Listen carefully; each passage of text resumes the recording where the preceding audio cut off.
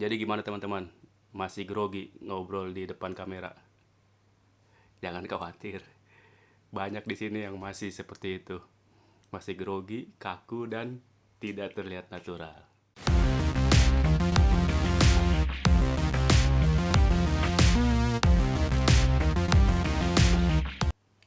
Halo teman-teman, apa kabar hari ini?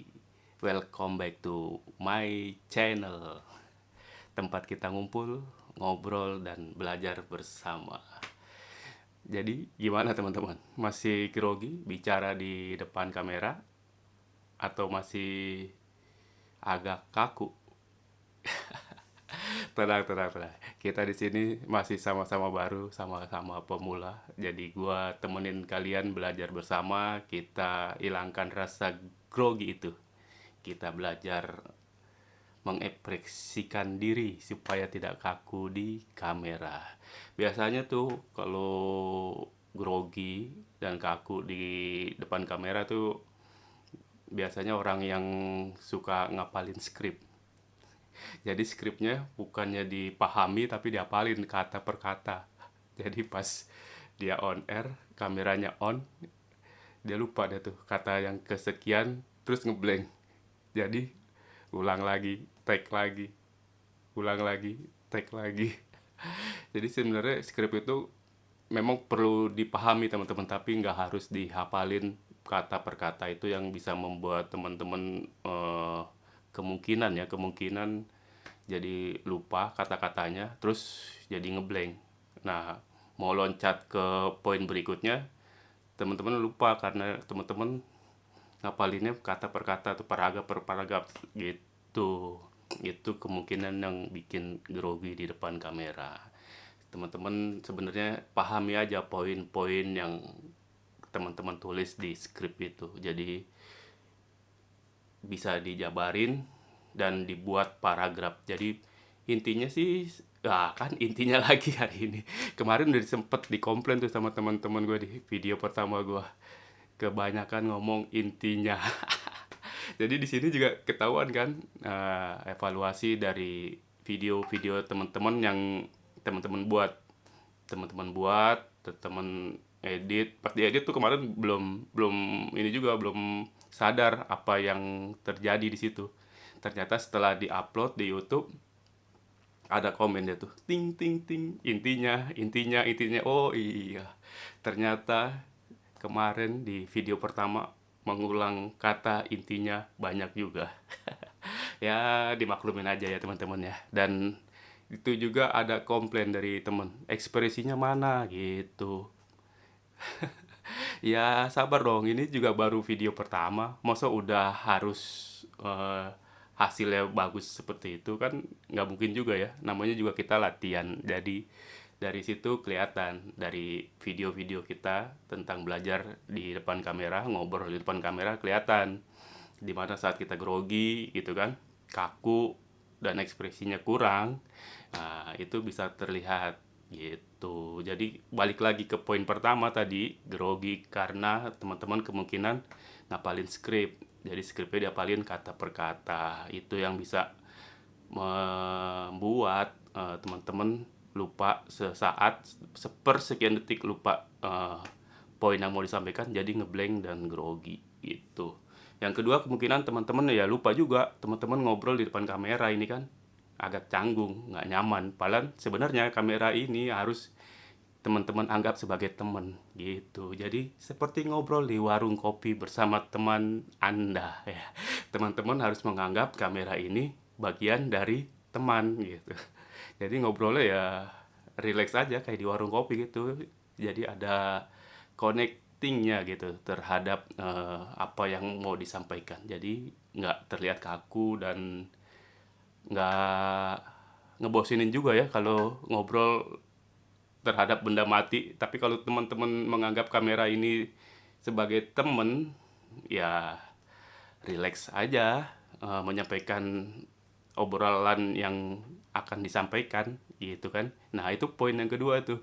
Jadi kamera ini jangan dianggap sebagai benda mati yang membuat teman-teman menjadi canggung di saat menyampaikan sesuatu gitu. Jadi nyaman berkomunikasi di depan kamera itu, ya kita harus beranggapan kamera ini adalah teman kita, sahabat kita yang sedang kita ajak ngobrol.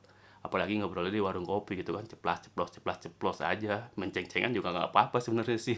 Nah, itu poin kedua yang bisa membuat grogi, karena kita menganggap kamera ini bukan sebagai teman, gitu. Yang ketiga apa nih ya? Yang ketiga ya sebenarnya kenapa kita grogi ya wajar aja teman-teman. Untuk menjadi seorang yang wah, hebat dan ilmu komunikasinya tingkat dewa itu mesti punya jam terbang 1000 jam terbang teman-teman. Jadi teman-teman yang hari ini baru mulai ya nggak usah khawatir, kamu dan saya itu sama-sama grogi, sama-sama kaku dan mungkin masih kurang ekspresinya gitu. Ini mesti kita babat habis dengan cara belajar berkomunikasi setiap hari. Nah, di depan kamera kayak gini. Kenyamanan itu bukan bakat. Kenyamanan itu didapat karena teman-teman sering latihan. Jadi, seberapa banyak teman-teman latihan, kemungkinan teman-teman akan mulai nyaman dengan situasi yang ada. Teman-teman bisa nyaman komunikasi di depan kamera seperti ini. Jadi, secara tidak langsung untuk bisa teman-teman tidak grogi dan teman-teman tidak canggung ngomong di depan kamera, yaitu dengan cara latihan. Dimanapun teman-teman ngambil kursus dan dimanapun teman-teman lihat di YouTube itu, kalau teman-teman mau pintar berkomunikasi, public speaking, storytelling, ya mesti dipraktekin teman-teman. Mau belajar bahasa Inggris juga mesti dipraktekin, nggak bisa nggak dipraktekin. Jadi kebutuhannya itu adalah jam terbang, di mana teman-teman mesti berjam-jam, berhari-hari, berminggu-minggu, kemungkin berbulan-bulan melakukan komunikasi seperti ini. Jadi hasilnya nanti dilihat nanti teman-teman. Jadi nggak bisa instan ngomong di depan kamera supaya nyaman gitu. Di sini kita tidak mencari kesempurnaan teman-teman, tapi di sini kita melakukan proses, di mana prosesnya itu kemungkinan dilihatnya tidak 1-2 hari ya. Itu jangka panjang. Jadi seperti yang tadi saya katakan, nyaman di depan kamera itu bukanlah bakat teman-teman. Bukan yang tiba-tiba langsung klep jadi jago, nggak. Teman-teman mesti belajar komunikasi di depan kamera berulang-ulang. Nah, zaman sekarang sih udah mulai keren karena kita komunikasinya, belajarnya di depan kamera, handphone ataupun alat perekam lainnya gitu kan. Jadi teman-teman bisa tag, bisa dilihat, diedit. Kalau jelek ya hapus, ya kan? Diulang lagi, retake lagi. Jadi nggak usah merasa khawatir akan hasilnya. Dan hasilnya pun kalau memang jelek, ya ulang terus. Seperti yang tadi disampaikan, masih banyak latihan, beribu-ribu jam baru bisa jadi komunikator handal ataupun bisa dikatakan public speakingnya udah yahut.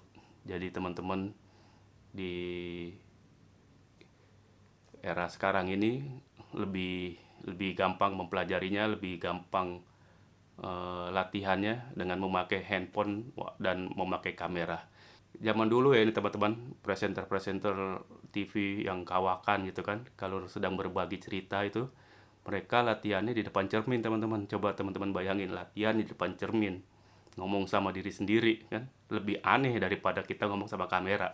Kamera lensanya kecil, layarnya kecil kan, jadi nggak terlihat aneh. Kalau ngomong sama cermin itu menurut gue aneh banget teman-teman. Terus zaman dulu itu masih seperti itu.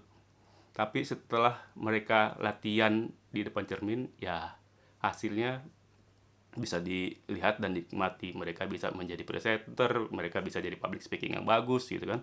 Tetap yang diperlukan adalah jam terbang dan latihan gitu. Kalau teman-teman belum ada panggilan untuk jadi MC, belum bisa menambah jam terbang di seperti itu, ya mau nggak mau mesti latihan tiap hari di depan kamera atau HP. Kalau hasilnya jelek, hapus, jangan diupload. Kalau mau diupload, jangan dipublik, ditonton sendiri aja. Kalau pede, ya upload aja sebagai hiburan kan, nggak ada yang larang, ya kan?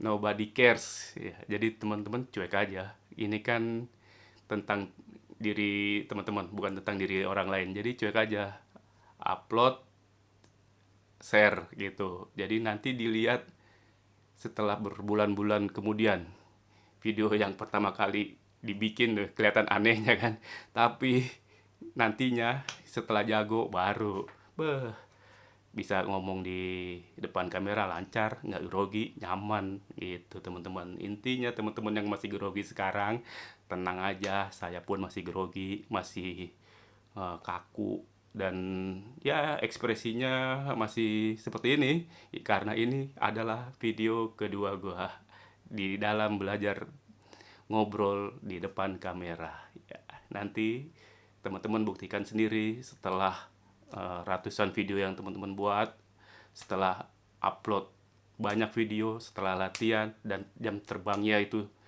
udah 10.000. Kemungkinan teman-teman nanti diundang di acara televisi ataupun jadi narasumber di motivator-motivator ulung. Tapi teman-teman harus sudah mulai dari sekarang latihan berbicara. Oke, tetap semangat latihannya. Kalau video ini bisa mensupport kalian, kalau video ini memberi rasa nyaman, wah iya bener nih. Ada temennya gue di sini.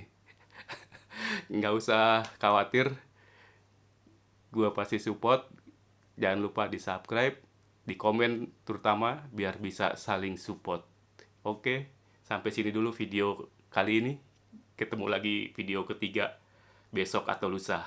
Oke, bye-bye.